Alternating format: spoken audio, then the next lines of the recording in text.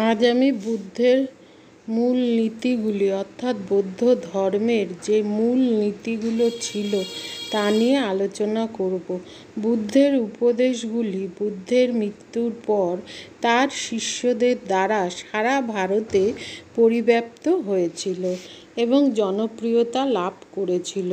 সম্রাট অশোকের ব্যক্তিগত প্রচেষ্টায় বৌদ্ধ ধর্ম ভারতের বিভিন্ন স্থানসহ ভারতের বাইরে বিভিন্ন দেশে প্রসারিত হয়েছিল। অশোক বৌদ্ধ ধর্ম প্রচারের জন্য বিভিন্ন দেশে দূত প্রেরণ করেছিলেন।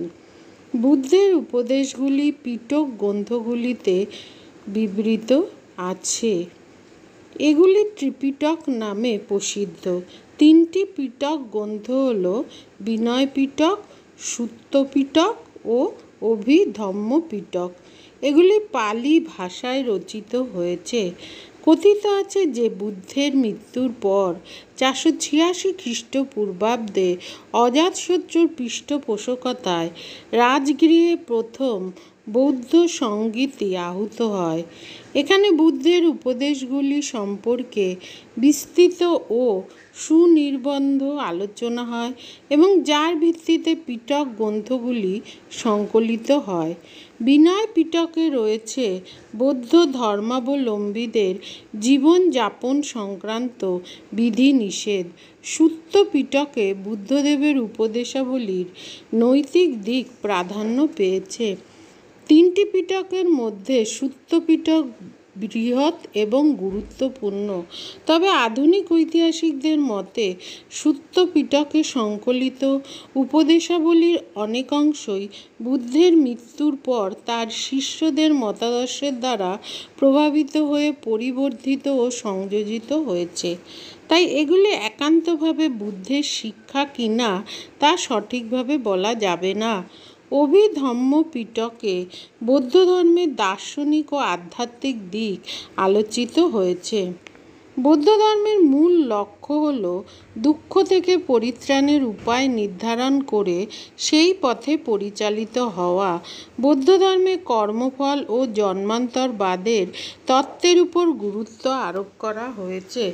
বলা হয়েছে যে মানুষকে কর্মের ফল ভোগ করতেই হবে।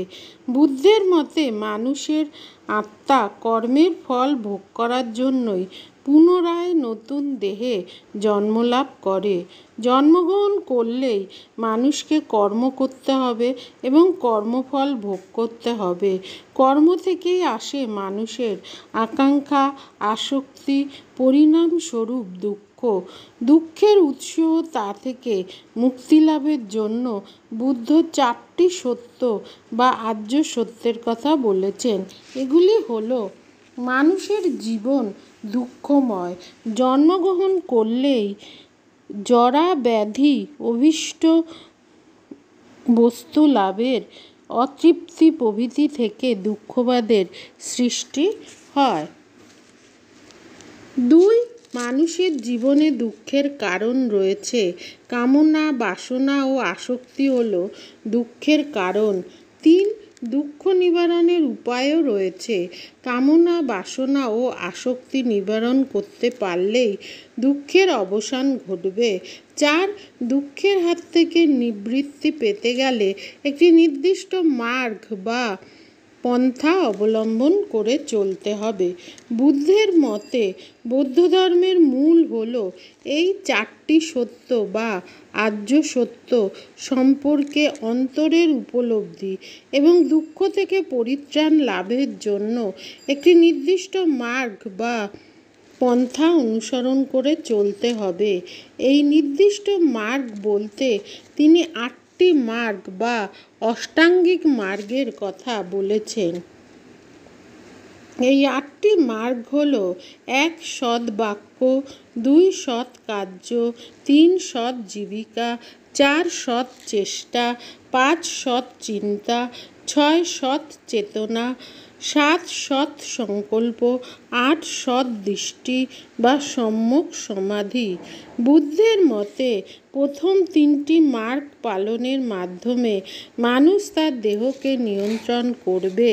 দ্বিতীয় তিনটি মার্গ পালনের মাধ্যমে মানুষ তার মনকে নিয়ন্ত্রণ করবে এবং শেষোক্ত দুটি পালনের মাধ্যমে মানুষের মনে উদয় হবে পরম জ্ঞান বা প্রজ্ঞা। পরম জ্ঞান উদিত হলে মানুষের মধ্যে আপনা থেকেই আসবে আসক্তিহীনতা ও অহিংসা, যা তাকে দুঃখ পরিত্রাণের পথে পরিচালিত করবে। বুদ্ধ নির্দেশিত অষ্টাঙ্গিক মার্গের বিশেষ সামাজিক তাৎপর্য রয়েছে। এই তাৎপর্যকে উপলব্ধি করলে বুদ্ধ যে একান্তভাবে সামাজিক ছিলেন তা স্পষ্ট হয়। লক্ষণীয় যে 8টি মার্গের প্রত্যেকটি শুরু হয় সৎ কথা দিয়ে। এখানে সৎ কথাটির মাধ্যমে মানুষের নৈতিক সদাচরণ নীতির উপর গুরুত্ব আরোপ করা হয়েছে।